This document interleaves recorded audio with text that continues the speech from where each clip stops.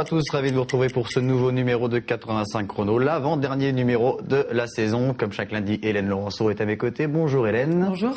Du cyclisme, de la course à pied, du baseball, mais aussi de l'athlétisme dans ce numéro de 85 chrono avec nos deux invités, David Dupouet et Dominique Guillet. David, entraîneur et athlète du SEC Athlétisme au Sable d'Olonne, OVA, les Sables aussi également. Et Dominique Guillet, entraîneur à l'Athletic Club de La Roche-sur-Yon. Bonjour messieurs. Bonjour. Alors, vous êtes là pour parler des championnats de France d'athlétisme élite qui avaient lieu ce week-end à Angers. Vous étiez les deux seuls clubs vendéens représentés lors de cette compétition. Mais un des événements du week-end, ça concernait l'athlétisme, les championnats de France élite à Angers. Il y avait 4 athlètes vendéens présents à Angers ce week-end. Une lyonnaise, Agnès Robert, sur le 10 km marche. Et trois sablais, dont vous, David Dupouet, sur le lancer du javelot, avec Merouine Kolo-Kiladji et puis Sandra Jacquemer sur l'heptathlon. On va d'abord s'intéresser à Agnès Robert sur le 10 km marche, qui termine à la 11e place en 53 minutes 24 secondes 87 centièmes. Assez loin de Anne-Gaëlle Retou, qui s'est imposée en un peu plus de 47 minutes et 32 secondes. Alors Dominique Guillet, vous connaissez bien évidemment Agnès Robert. Comment ça s'est passé pour elle ? Disons, Agnès sortait d'un mois de stage à Font-Romeu, et ça lui a provoqué une petite pubalgie quand elle est arrivée à Angers. Donc on avait quelques inquiétudes. Le kiné nous avait dit qu'elle pourrait marcher, mais que, voilà. Et elle a serré les dents, elle fait 53 minutes, il faut pas oublier que son record est de 51 minutes, et à 51 minutes, elle a été au pied du podium, comme on dit.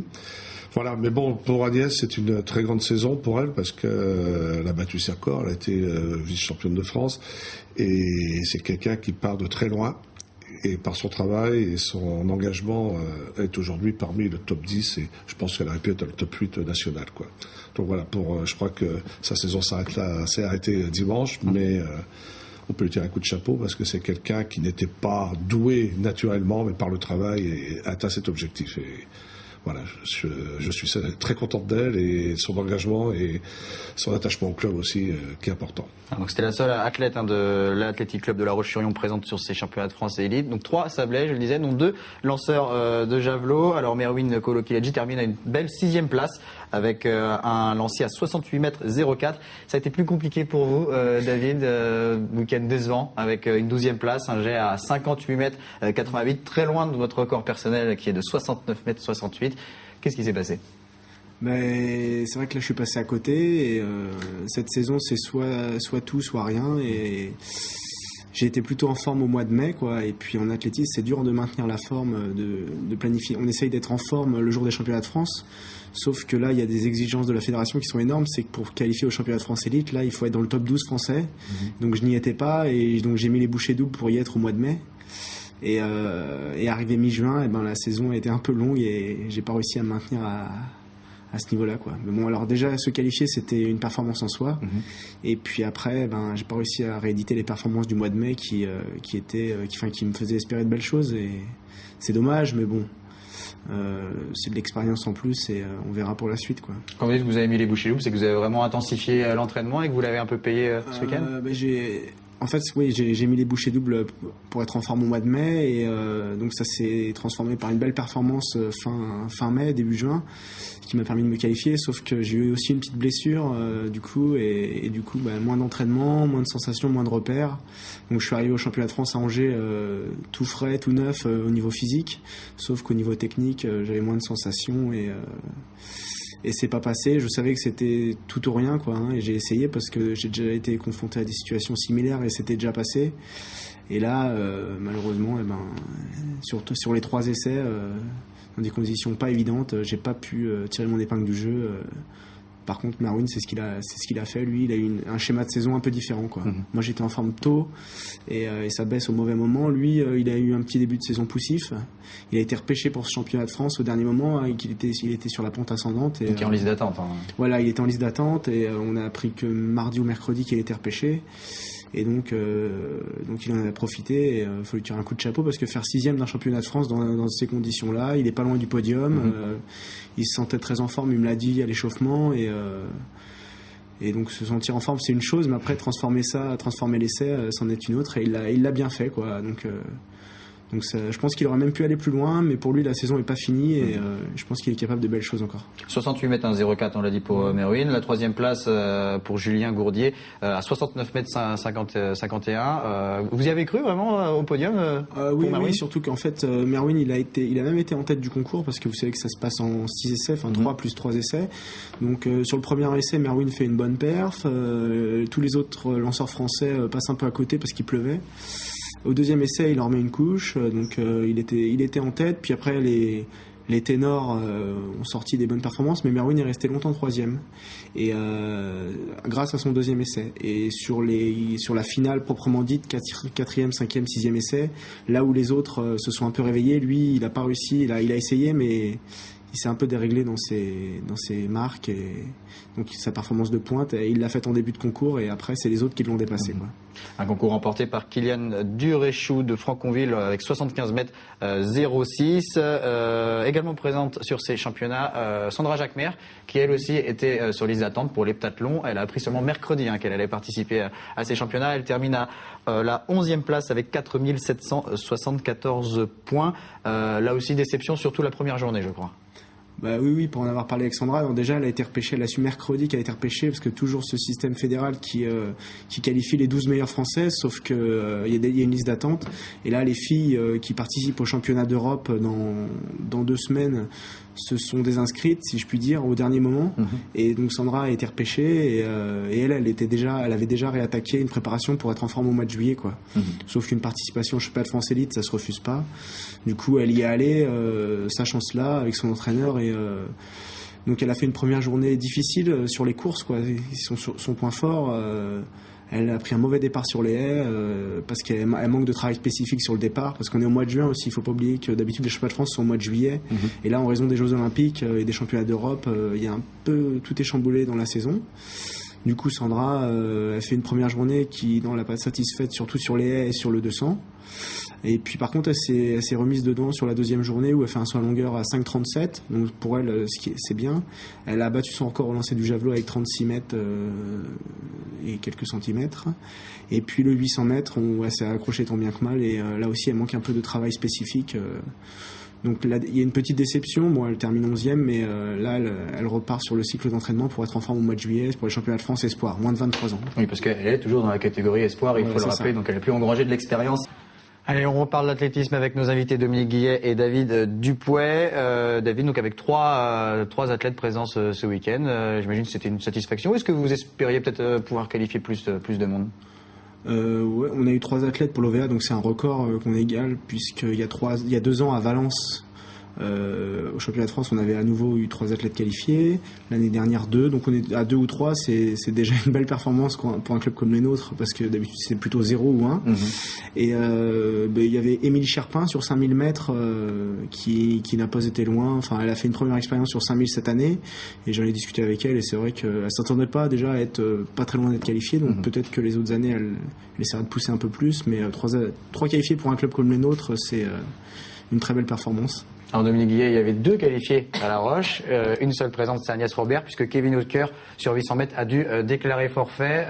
C'est toujours compliqué pour Kevin, déjà depuis de longs mois, des problèmes de santé qui l'empêchent d'être à 100%.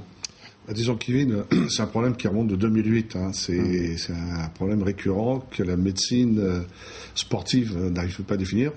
Enfin, on pense l'avoir trouvé mercredi.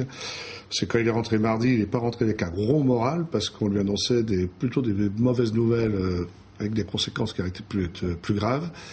Mercredi, suite à fibroscopie, mercredi soir, je l'ai rencontré, c'était déjà mieux, sauf que la saison est terminée.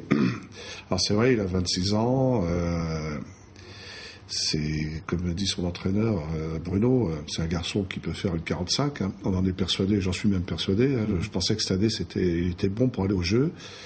Et voilà, de nouveau, ce petit problème de santé qui est récurrent et voilà, qui empêche ce garçon de s'épanouir ou sûrement faire ce qu'il aurait dû déjà faire, quoi. Donc, une grosse déception pour lui.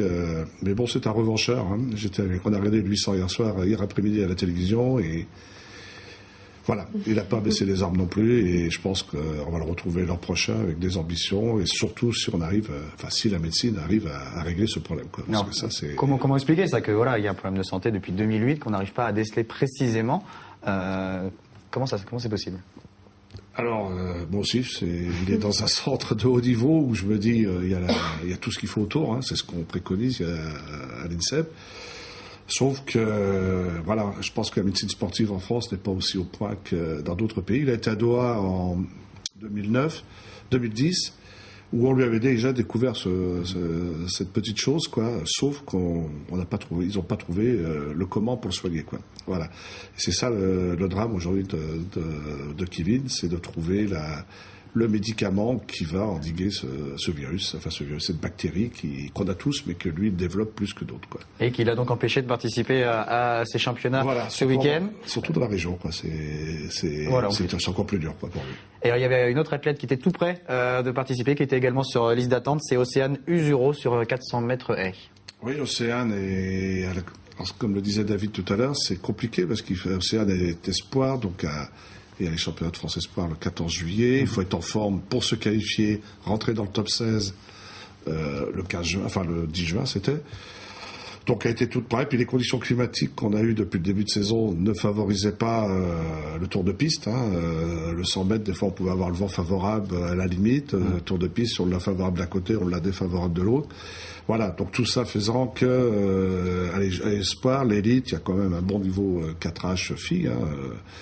Donc elle était juste à la limite et ça s'est pas désisté autant que ça. Donc résultat, c'est trouvé. Voilà, mais bon, il y a des satisfactions. Je veux dire, bon, elles étaient pas loin. Le sport en Vendée, ça aurait pu faire 6 athlètes vendéens. Il y en a eu 4.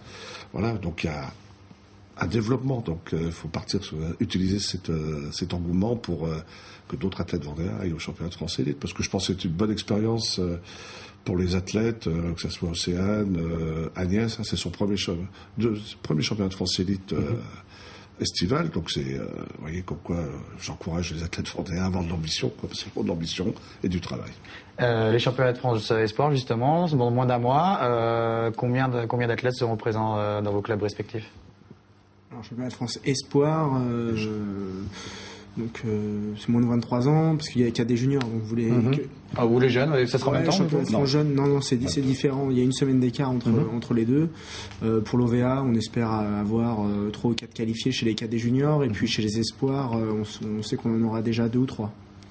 Donc c'est des chiffres satisfaisants, hein. On peut pas qualifier 10 athlètes pour des clubs comme les nôtres sur ces championnats-là, parce qu'il faut être...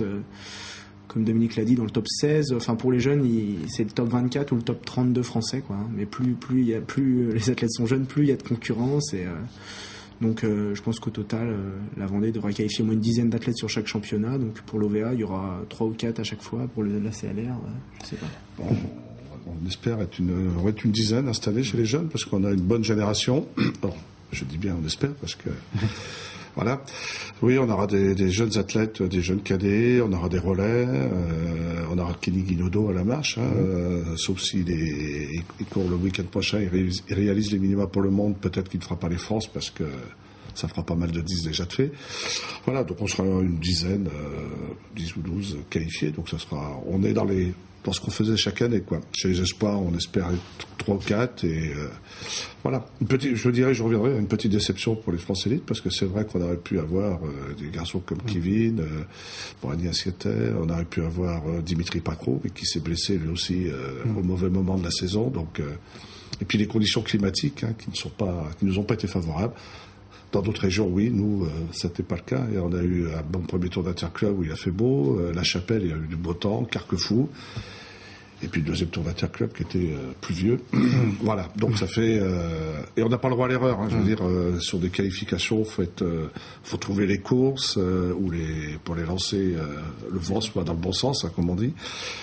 Et c'est vrai que quand vous loupez une course, puis le temps passe, voilà. Donc, ça veut dire qu'il y a encore du travail à faire, quoi. Voilà, faut retrousser les manches et puis y aller. Il y a du travail et des jeunes athlètes vendéens à suivre donc pour les prochaines échéances nationales. On parlait tout à l'heure des prochaines échéances pour les jeunes. Quelles sont les prochaines échéances pour vos clubs de manière générale? Il y a des meetings, je crois, qui se préparent. Il y a les championnats d'abord. Il y a des championnats régionaux le week-end prochain et le week-end suivant, les championnats interrégionaux. Donc les championnats régionaux la semaine prochaine au Mans, enfin à Coulennes, et les interrégionaux auront lieu à Niort. Et puis après, il y a quelques meetings qui vont venir s'intercaler avant les championnats de France, avec le meeting des Sables d'Olonne le 6 juillet. Et il y aura aussi le meeting de La Roche-sur-Yon. Le 18. Ça, c'est des grands rendez-vous, j'imagine, pour les clubs. Oui, c'est des rendez-vous de notoriété. Ça permet de faire connaître le club, de nous faire connaître auprès de la population, parce que on est, faut qu'on amène les gens sur le stade. C'est pas toujours si simple que ça. Donc le meeting, quand il y a un bon plateau, une bonne ambiance, des athlètes, ça nous aide. Ça aide les clubs, même si ça demande beaucoup de travail aux bénévoles et aux dirigeants. Sur le plan sportif, ça a quand même des retombées. Alors là, on parle quelques instants du club des Sables avec une culture depuis 10 ans, c'est la culture du lancer du javelot, avec notamment vous, David, notamment une 3e victoire consécutive cette année en Coupe de France, donc compétition par équipe. Les filles ont terminé 4e également, c'était fin 2011. D'où ça vient cette culture javelot au Sable? En fait, oui, c'est une culture vous venez de dire, qui remonte à 10 ans, mais en fait qui remonte à au moins 30 ou 40 ans en arrière. Ça vient d'une personne en particulier, c'est Jacques Fondin, qui est un entraîneur charismatique du club sablais, qui a toujours une sensibilité pour certaines disciplines comme la perche et aussi les lancers, dont le lancer du javelot. Donc il y a eu beaucoup de lanceurs autour de 50 mètres, ce qui est un niveau régional, quoi. Mais bon, il n'y a pas beaucoup de clubs qui en ont déjà. Donc pendant 10-20 ans, il y avait beaucoup de lanceurs à 50 mètres, 55 mètres. Et puis là, il s'est trouvé qu'avec moi, Merwin, Jérémy Coulon, et puis d'autres, il y a une petite dynamique qui se soit enclenchée avec des lanceurs là à plus de 60 mètres et presque 70 mètres. Donc là, on change un peu de dimension et puis ça a donné un peu plus d'ampleur à la tradition sablaise du javelot. Il y a quelques filles et puis forcément, il y a une certaine identification des jeunes, quoi. Donc au sable, moi, j'entraîne des jeunes et des fois, j'ai envie de leur faire du disque et ils veulent faire du javelot, quoi.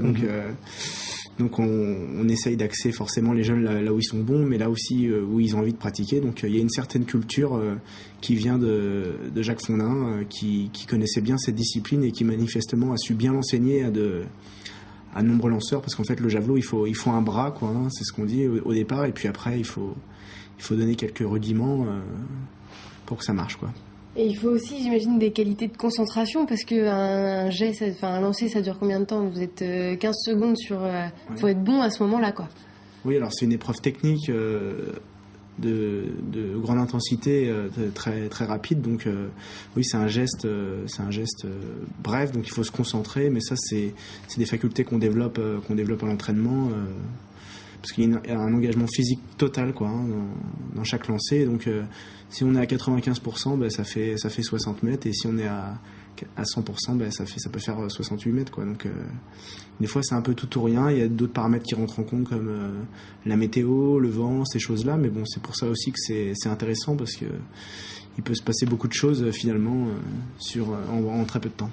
Dominique Guillet, est-ce que du côté de La Roche, il y a des sports qui sont préférés? On a une école de demi-fond qui date, qui nous permet d'avoir été quand même champion de France en cadet 4 fois 1000 il y a plus de 10 ans, et toujours la 2e performance française qui est toujours installée. Voilà, et on a toujours eu des coureurs de 800 avec la culture, Stéphane Bonneau, Franck Grossmy, Xavier Duprat et Kevin Hautecoeur, et aujourd'hui on a Dimitri Pacro, on a son frère Bastien Pacro, et d'autres jeunes qui vont rejoindre le club et qui seront de qualité, quoi. Donc c'est une culture, voilà, mais c'est vrai qu'on a des points faibles dans la culture, mais le javelot, on n'est pas très bon. Voilà, c'est vrai que quand on regarde les Sablais lancer le javelot et nous, il nous faut 2 athlètes pour faire la distance qu'ils font, quoi. Donc voilà, on a du travail à faire. C'est vrai qu'il faut, comme le disait, il faut trouver l'entraîneur qui est passionné. De toute façon, tout part d'un entraîneur qui a une passion et qui va distribuer auprès des jeunes. Nous, on n'a pas encore cette personne. On espère le trouver un jour, parce que c'est vrai que ça fait défaut au moment des interclubs. On perd des points à cause de ça, d'ailleurs, parce que le demi-fond ne fait pas tout. Il faut un ensemble. Un interclub, c'est complet, et notre gros point faible est là quand même. Mais bon. Il y a des marcheurs. On parlait d'Agnès Robert, et puis on a brièvement parlé de Kenny Guignaudo tout à l'heure. Un peu de nouvelles de Kenny, comment ça se passe pour lui? Là, il est en plein bac, donc ça nous a posé des petits problèmes, parce que le bac est quand même prioritaire. C'est ce qui lui donnera à manger plus tard, comme on dit. Il ne faut pas l'oublier. Donc on essaye de composer l'entraînement et les compétitions avec ce bac. Normalement, on va prendre la décision d'ici jeudi. Il devrait aller courir sur Paris pour tenter la dernière fois ces fameux minima pour les championnats du monde. Hein. Il est tout prêt, parce que 30 secondes sur 10 km, c'est peu et beaucoup, mais il est tout prêt, il est capable de les faire. Maintenant, il faut avoir la compétition. Alors, on attend la fin de semaine, parce que là, le bac, on s'aperçoit qu'au moment des entraînements, ça l'épuise, hein, parce que c'est quand même sa priorité, faut le savoir. Donc, on va prendre une décision jeudi. Enfin, il prendra la décision, parce que c'est lui qui sera seul maître de son choix. Hein. Il n'est pas question de l'influencer. On lui a dit, voilà, si tu veux y aller, le club sera à tes côtés pour aller à Paris, pour faire cette épreuve. Si tu te sens capable vraiment de le faire, quoi. Voilà. Donc la décision lui appartient, mais je croise un peu les doigts en espérant que ça sera le bon choix, parce qu'il a le potentiel. Hein. Après une année difficile, il a fait d'énormes progrès. Il est le meilleur Français sur la distance aujourd'hui. C'est un grand espoir de la marche. Alors, un championnat du monde, c'est vrai, ce serait une belle expérience pour lui, parce que il est encore très jeune. Et il est très jeune, hein, donc surtout que l'an prochain, il va passer sur 20 km. C'est un peu plus compliqué, mais bon.